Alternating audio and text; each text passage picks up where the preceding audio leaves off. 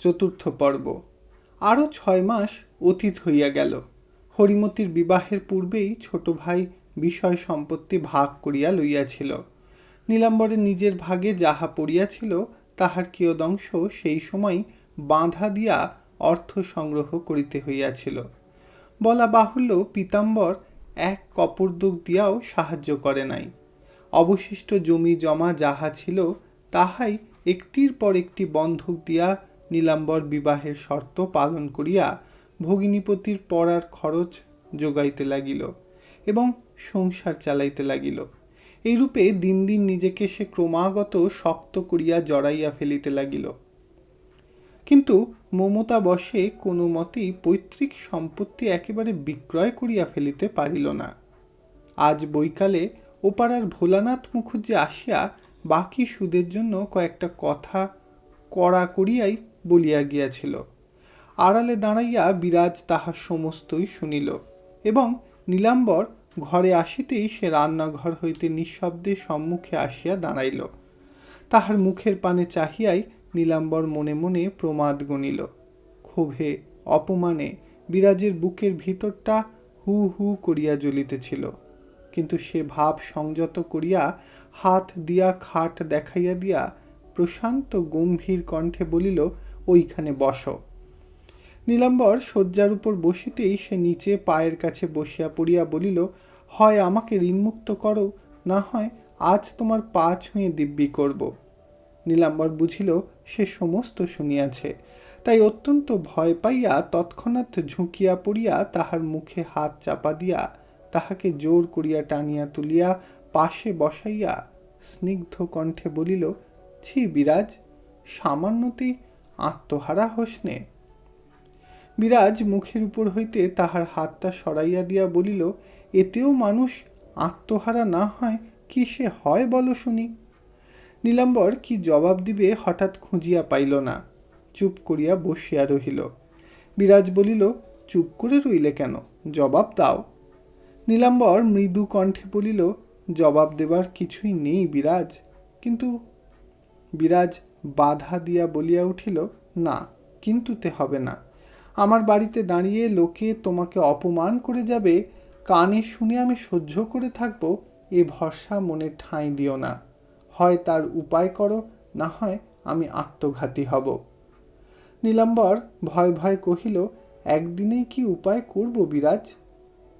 বেশ, দুদিন পরে কি উপায় করবে তাই আমাকে বুঝিয়ে বলো, বিরাজ উত্তর করিল। নীলাম্বর পুনরায় মৌন হইয়া রহিল। বিরাজ বলিল, একটা অসম্ভব আশা করে নিজেকে ভুল বুঝিও না, আমার সর্বনাশ করো না। যতদিন যাবে ততই বেশি জড়িয়ে পড়বে। দোহাই তোমার, আমি ভিক্ষে চাইছি, তোমার দুটি পায়ে ধরছি, এই বেলা যা হয় একটা পথ করো। বলিতে বলিতে তাহার অশ্রুভারে কণ্ঠ রুদ্ধ হইয়া আসিল। ভুলু মুখুজ্জের কথাগুলো তাহার বুকের ভিতরে শুল হানিতে লাগিল। নীলাম্বর হাত দিয়া তাহার চোখ মুছাইয়া দিয়া ধীরে ধীরে বলিল, অধীর হলে কি হবে বিরাজ? একটা বছর যদি 16 আনা ফসল পাই, 12 আনা বিষয় উদ্ধার করে নিতে পারব। কিন্তু বিক্রি করে ফেললে আর তো হবে না, সেটা ভেবে দেখ। বিরাজ আর্দ্রস্বরে বলিল, দেখছি, আসছে বছরেই যে 16 আনা ফসল পাবে তারই বা ঠিকানা কি? তার ওপর সুদ আছে, লোকের গঞ্জনা আছে। আমি সব দুঃখ সইতে পারি, কিন্তু তোমার অপমান তো সইতে পারি না। নীলাম্বর নিজে তাহা বেশ জানিত, তাই কথা কহিতে পারিল না। বিরাজ পুনরায় কহিল, শুধু এই কি আমার সমস্ত দুঃখ? দিবারাত্রি ভেবে ভেবে তুমি আমার চোখের সামনে শুকিয়ে উঠছ, এমন সোনার মূর্তি কালি হয়ে যাচ্ছে। আচ্ছা, আমার গা ছুঁয়ে তুমিই বলো, এও সহ্য করবার ক্ষমতা কি আমার আছে? আর কতদিন যোগিনের পড়ার খরচ জোগাতে হবে? আরও একটা বছর, তাহলেই সে ডাক্তার হতে পারবে। নীলাম্বর উত্তর করিল। বিরাজ এক মুহূর্ত স্থির থাকিয়া বলিল, পুঁটিকে মানুষ করেছি, সে আমার রাজরানী হোক, কিন্তু সে হতে আমার এত দুঃখ ঘটবে জানলে ছোটবেলায় তাকে নদীতে ভাসিয়ে দিতুম। এমন করে নিজের মাথায় বাজ হানতুম না। হে ভগবান, বড় লোক তারা, কোন কষ্ট কোনো অভাব নেই, তবুও জোঁকের মতো আমার রক্ত শুষে নিতে তাদের এতটুকুও দয়া মায়া হচ্ছে না বলিয়া একটা সুগভীর নিঃশ্বাস ফেলিয়া স্তব্ধ হইয়া বসিয়া রহিল। বহুক্ষণ নিঃশব্দে কাটিবার পরে বিরাজ মুখ তুলিয়া আস্তে আস্তে বলিল, চারিদিকে অভাব, চারিদিকে আকাল, গরিব দুঃখীরা তো এরই মধ্যে কেউ উপোস, কেউ একবেলা খেতে শুরু করেছে। এমন দুঃসময়েও আমরা পরের ছেলে মানুষ করব কেন? পুঁটির শ্বশুরের অভাব নেই, সে বড় লোক, সে যদি নিজের ছেলেকে না পড়াতে পারে আমরা পড়াবো কেন? যা হয়েছে তা হয়েছে, তুমি আর ধার করতে পাবে না। নীলাম্বর অতি কষ্টে শুষ্ক হাসি ওষ্ঠপ্রান্তে টানিয়া আনিয়া বলিল, সব বুঝি বিরাজ, কিন্তু শালগ্রাম সম্মুখে রেখে শপথ করেছি যে, তার কি হবে? বিরাজ তৎক্ষণাৎ জবাব দিল, কিচ্ছু হবে না। শালগ্রাম যদি সত্যিকারের দেবতা হন, তিনি আমার কষ্ট বুঝবেন, আর আমি তো তোমারই অর্ধেক। যদি কিছু এতে পাপ হয়, আমি আমার নিজের মাথায় নিয়ে জন্ম জন্ম নরকে ডুবে থাকব। তোমার কিছু ভয় নেই, তুমি আর ঋণ করো না। নীলাম্বর কাতর দৃষ্টিতে একটি বার মাত্র স্ত্রীর মুখের পানে চাহিয়া পরক্ষণেই নিরুপায়ের মতো মাথা হেঁট করিয়া বসিয়া রহিল। ধর্মপ্রাণ স্বামীর অন্তরের নিদারুণ দুঃখের লেশমাত্র তাহার অগোচর ছিল না, কিন্তু সে আর সহিতে পারিতেছিল না। যথার্থই স্বামী তাহার সর্বস্ব ছিল। সেই স্বামীর অহর্নিশি চিন্তাক্লিষ্ট শুষ্ক অবসন্ন মুখের পানে চাহিয়া তাহার বুক ফাটিতেছিল। এতক্ষণ কোনো মতে সে কান্না চাপিয়া কথা কহিতেছিল, আর পারিল না। সবেগে স্বামীর বুকের মধ্যে মুখ লুকাইয়া ফুঁপাইয়া কাঁদিয়া উঠিল। নীলাম্বর তাহার দক্ষিণ হস্ত বিরাজের মাথার উপরে রাখিয়া নির্বাক নিশ্চল হইয়া বসিয়া রহিল। বহুক্ষণ কান্নার পরে তাহার দুঃখের অসহ তীব্রতা মন্দীভূত হইয়া আসিলে সে তেমনই মুখ লুকাইয়া কাঁদিতে কাঁদিতে বলিল, ছেলেবেলা থেকে যতদূর আমার মনে পড়ে, কোনো দিনও তোমার মুখ শুকনো দেখিনি, কোনো দিন তোমার মুখ ভার করতে দেখিনি। এখন তোমার পানে চাইলেই আমার বুকের মধ্যে রাবণের চিতা জ্বলতে থাকে। তুমি নিজের পানে না চাও, আমার দিকে একবার চেয়ে দেখো, সত্যই কি শেষকালে আমাকে পথের ভিখারিনী করবে? সে কি তুমি সইতে পারবে?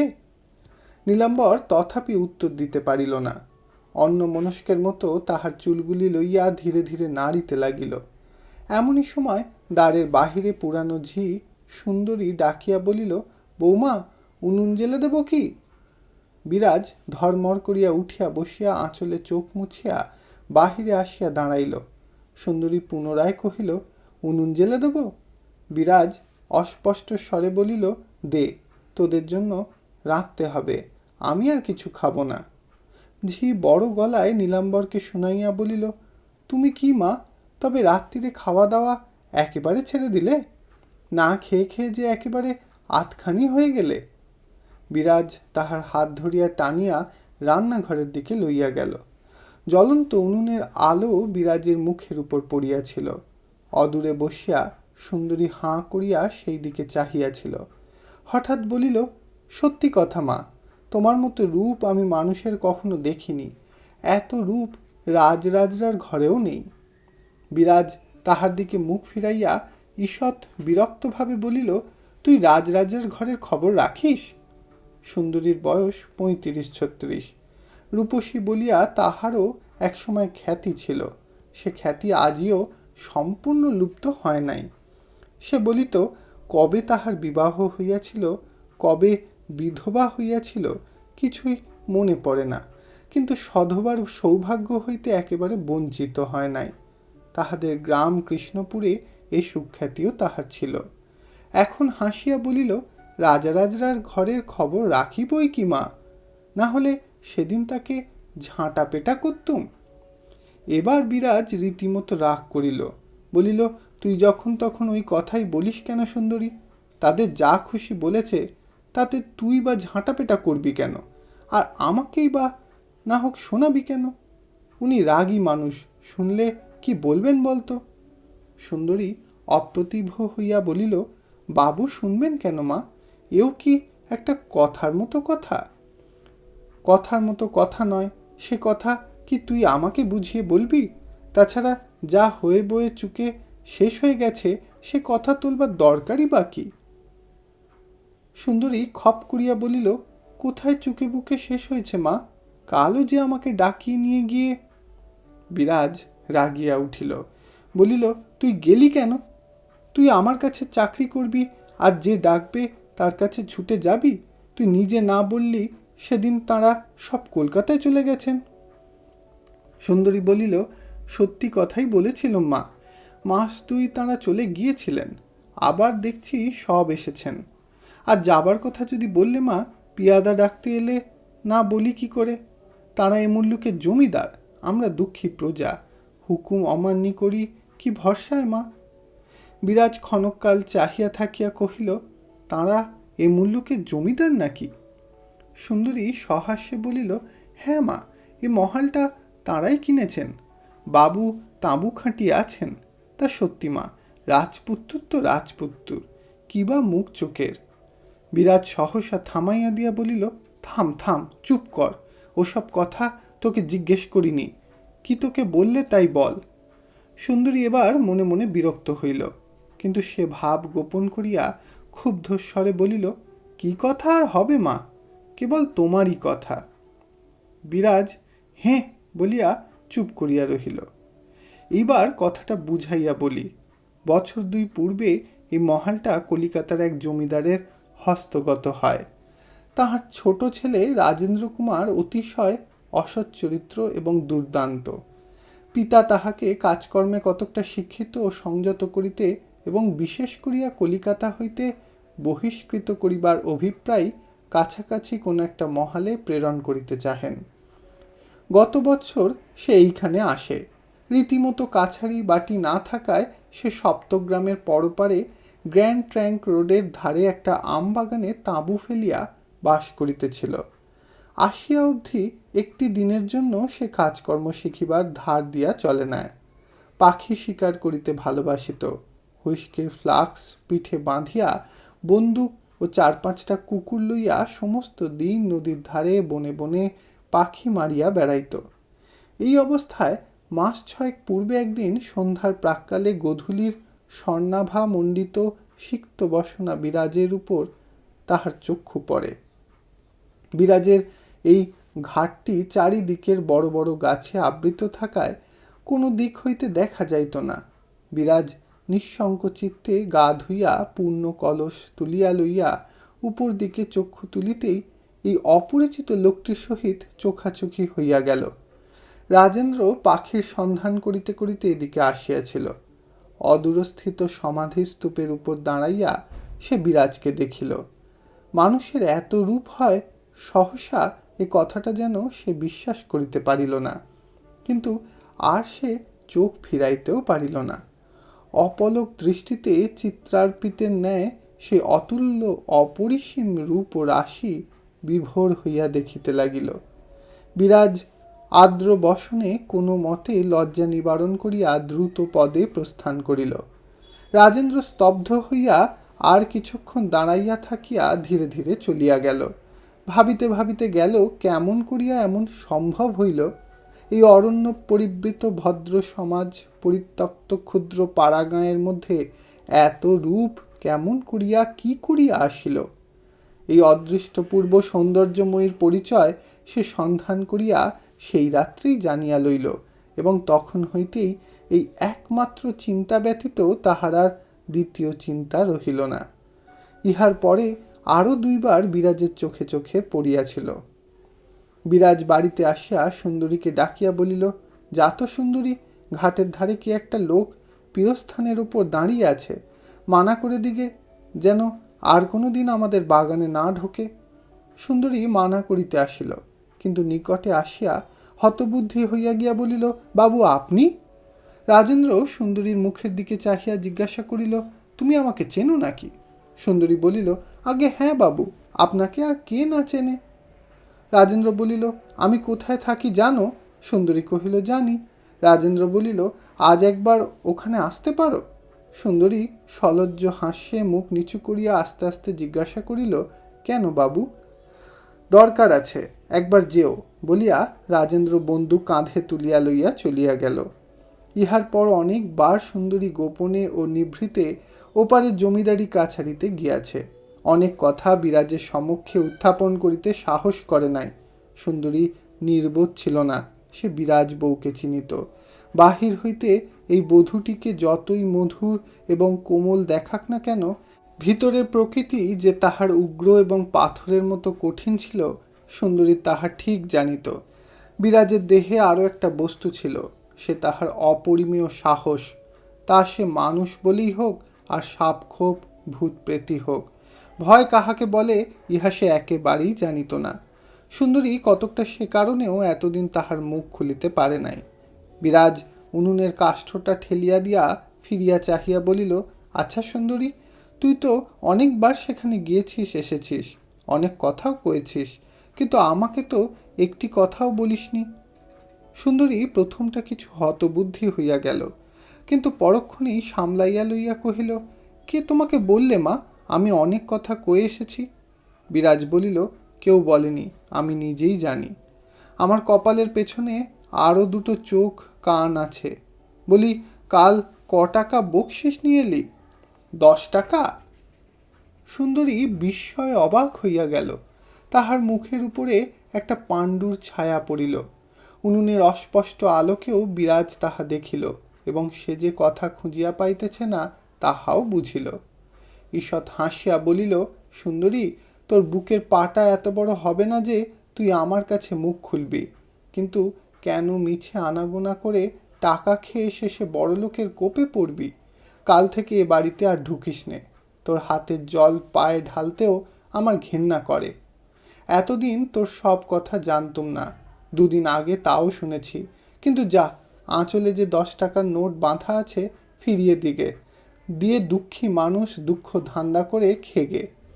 নিজে বয়সকালে যা করেছিস সে তো আর ফিরবে না, কিন্তু আর 5 জনের সর্বনাশ করতে যাস নে।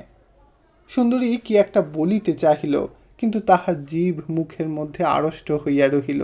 বিরাজ তাহাও দেখিল, দেখিয়া বলিল, মিথ্যে কথা বলে আর কি হবে? এসব কথা আমি কাউকে বলবো না। তোর আঁচলে বাঁধা নোট কোথা থেকে এলো সে কথা আমি আগে বুঝিনি, কিন্তু এখন সব বুঝতে পারছি। যা, আজ থেকে তোকে আমি জবাব দিলুম, কাল আর আমার বাড়ি ঢুকিস নে। এ কি কথা? নিদারুণ বিস্ময় সুন্দরী বাক শূন্য হইয়া বসিয়া রহিল। এ বাটিতে তাহার কাজ গেল? এমন অসম্ভব কথা সে মনের মধ্যে ঠিকমতো গ্রহণ করিতেও পারিল না। সে যে অনেক দিনের দাসী, সে বিরাজের বিবাহ দিয়াছে, হরিমতিকে মানুষ করিয়াছে, গৃহিণীর সহিত তীর্থ দর্শন করিয়া আসিয়াছে, সেও যে এ বাটির একজন। আজ তাহাকেই বিরাজ বউ বাটিতে প্রবেশ করিতে নিষেধ করিল। ক্ষোভ এবং অভিমান তাহার কণ্ঠ পর্যন্ত ঠেলিয়া উঠিল। এক মুহূর্তে বড় রকমের জবাবদিহি, কত রকমের কথা তাহার জিহ্বাগ্রে পর্যন্ত ছুটিয়া আসিল, কিন্তু মুখ দিয়া শব্দ করিতে পারিল না, বিহল্যের মতো চাহিয়া রহিল। বিরাজ মনে মনে সমস্ত বুঝিল, কিন্তু সেও কথা কহিল না। মুখ ফিরাইয়া দেখিল হাঁড়ির জল কমিয়া গিয়াছে।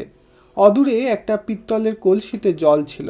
ঘটি লইয়া তাহার কাছে আসিল, কিন্তু কি ভাবিয়া এক মুহূর্ত স্থির হইয়া থাকিয়া ঘটিটা রাখিয়া দিয়া বলিল, না, তোর হাতের জল ছুঁলে ওর অকল্যাণ হবে, তুই ওই হাত দিয়ে টাকা নিয়েছিস। সুন্দরী এ তিরস্কারেও উত্তর দিতে পারিল না। বিরাজ আর একটা প্রদীপ জ্বালিয়া কলসিটা তুলিয়া লইয়া এই রাত্রে সূচিভেদ্য অন্ধকার আমবাগানের ভিতর দিয়া একা নদীতে জল আনিতে চলিয়া গেল। বিরাজ চলিয়া গেল। সুন্দরীর একবার মনে হইল সেও পিছনে যায়, কিন্তু সেই অন্ধকারে সংকীর্ণ বনপথ, চারিদিকের প্রাচীর, সপ্তগ্রামের জানা অজানা সমাধিস্তূপ, ওই পুরাতন বটবৃক্ষ, সমস্ত দৃশ্যটা তাহার মনের মধ্যে উদিত হইবা মাত্র তাহার সর্বদেহ কণ্টকিত হইয়া চুল পর্যন্ত শিহরিয়া উঠিল। সে অস্ফুট স্বরে মা গো বলিয়া স্তব্ধ হইয়া বসিয়া রহিল। ইতি বিরাজবউ উপন্যাসের 4th পর্ব সমাপ্ত হইল। ধন্যবাদ।